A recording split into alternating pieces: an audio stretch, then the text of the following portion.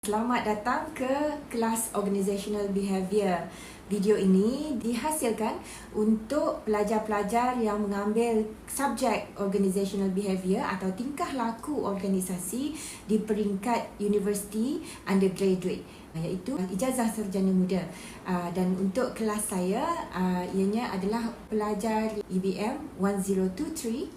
Tetapi sekiranya ada kawan-kawan students dari universiti lain yang sama-sama mengambil subjek Organizational Behaviour ini, adalah diadu-adukan untuk sama-sama memahami dalam topik-topik yang akan kita bincangkan pada semester kali ini.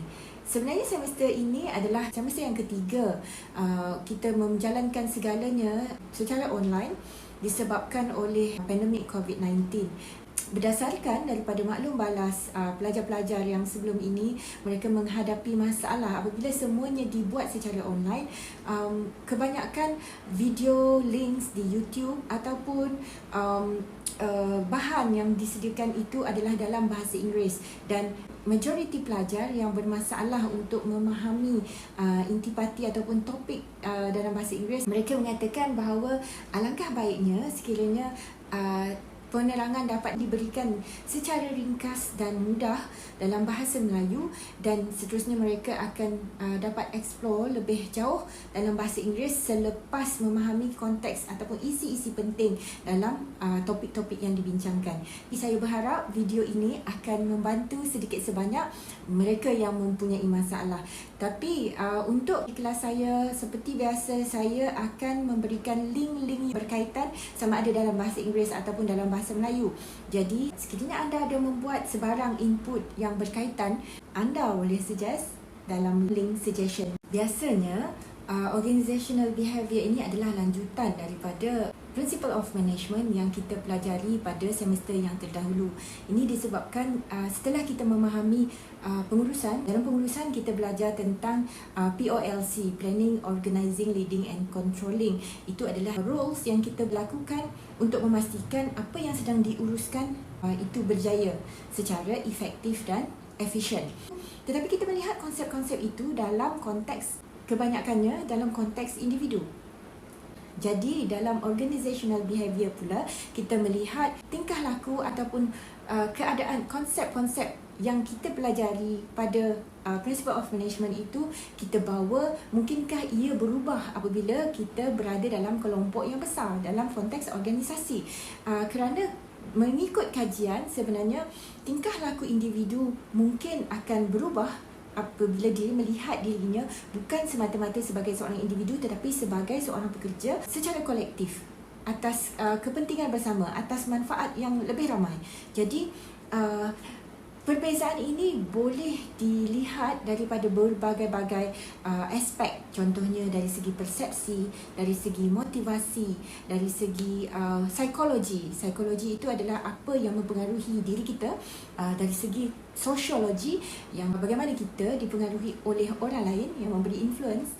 Okey, sebelum saya teruskan, saya nak semua pelajar membayangkan bahawa kita sebenarnya menyediakan diri kita untuk bekerja, dan kita mungkin satu masa akan menjadi seorang yang menguruskan orang secara sekumpulan orang.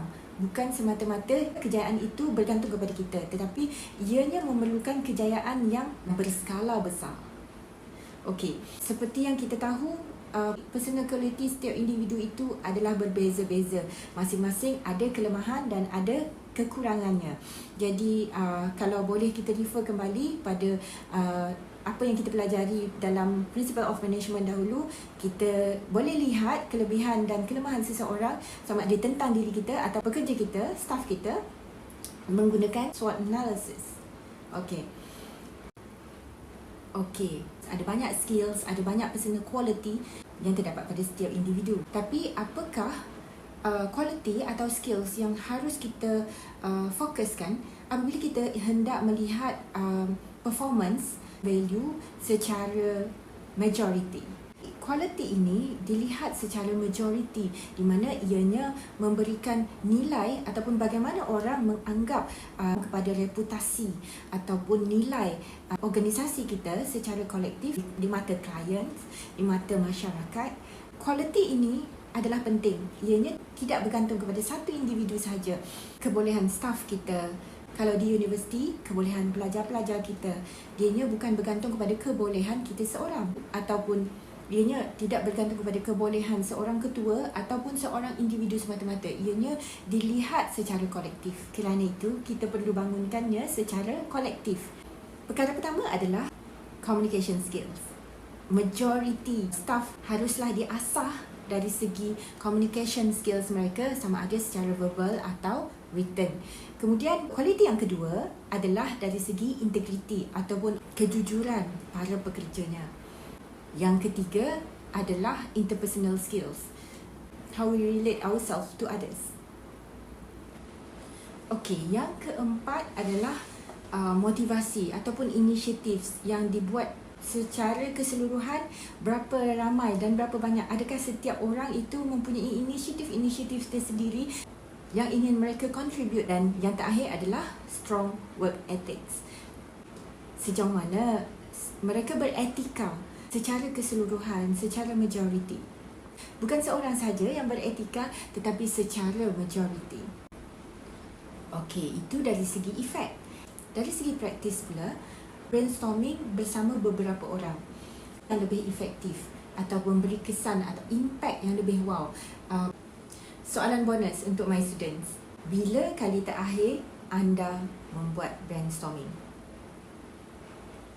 Macam mana nak praktis untuk contribute dalam brainstorming yang berkesan? Yang kedua yang kita perlu ketahui secara kolektif adalah learning styles masing-masing. Kita tahu sebagai seorang individu apa kekuatan dan kelemahan yang kita ada dari segi preference in terms of learning. Sama ada secara visual, auditory atau kinesthetic. Secara visual ini adalah kita melihat abstraction of reality, memudahkan secara simple di mana kita perlu memberikan kefahaman kepada pihak lain secara kolektif menggunakan visual model ataupun flowchart atau apa-apa yang apabila mereka melihat sesuatu itu mereka lebih faham. Animation contohnya, auditory. Secara audio pula kita hendaklah mendengar dan ianya menyumbang kepada kefahaman yang lebih mendalam tentang sesuatu knowledge ataupun isu yang sedang dihadapi. Sebab tu kita perlukan discussion, kita tak boleh baca saja. Contohnya macam sekarang saya memberikan penerangan untuk memberikan kefahaman. Kadang-kadang kefahaman kita dibantu dengan melodi ataupun muzik yang berkaitan. Kinestetik pula adalah melalui penglibatan ataupun active participation yang membolehkan kita lebih mahir. Kalau para pelajar perasan ada beberapa skills dan pengetahuan yang kita kena buat dahulu, contoh macam maths ataupun statistics. Kalau kita tak buat, kita dengar macam mana pun, kita lihat macam mana pun, output kita tidak akan mahir. Kemahiran itu akan datang apabila kita sendiri menyediakannya. Begitu dengan report, banyak perkara yang kita kena praktis baru kita mahir dan memberikan nilai kepada diri kita pada masa yang akan datang. Okey, yang ketiga adalah employee engagement. Dalam employee engagement ini ianya sangat penting kerana di dalam memahami employee engagement ini, di sinilah dalam organizational behaviour wujud psychological contract di mana pelajar-pelajar hendaklah memahami wujudnya multi-level key players, berbagai key players ataupun orang yang tertentu yang harus kita fahami berbeza responsibility dan kesesuaian delegation of task yang hendak kita berikan. Tidak semua task ataupun responsibility itu boleh dikongsi secara bersama tanpa mengetahui weightage yang bersesuaian, dan dari segi decision making juga ianya memberikan kita kefahaman bagaimana engagement ini, sebab ada setengah participation mereka cuma involved tetapi mereka tidak engage, cuma buat asalkan siap saja. Kalau analoginya bagi seorang pelajar, jika mereka cuma hendak membuat satu perkara itu asalkan siap saja tapi mereka tidak engage, mereka tidak merasakan ada peningkatan, ada penambahbaikan yang perlu mereka buat dalam satu-satu tugasan, itu bermakna mereka cuma involved tetapi mereka tidak engage. Okay?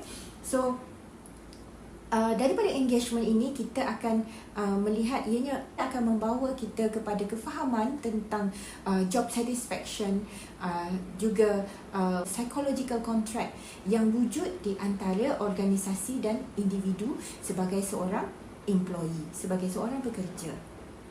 Apabila kita memahami wujud perkaitan seperti ini dari segi individu dan organisasi, kita boleh mengatasi ataupun overcome masalah-masalah yang berkaitan lanjutan daripada employee engagement ini. Contohnya seperti absenteeism, masalah tidak hadir bekerja, turnover. Turnover ini can be voluntary ataupun non-voluntary. Bila kita melihat satu organisasi yang baru, silih berganti orang yang datang tidak bertahan lama, maksudnya organisasi itu menghadapi masalah turnover, high turnover.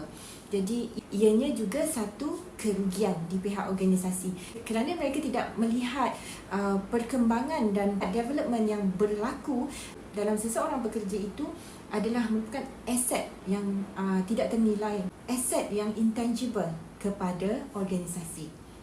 Jadi semakin tinggi turnover yang berlaku pada sesebuah organisasi, mereka terpaksa rely kepada sumber yang baru, pembelajaran yang baru, dan proses itu akan sentiasa berulang berulang kitaran hari demi hari tanpa menuju ke arah penambahbaikan, tanpa menuju kepada peningkatan kualiti.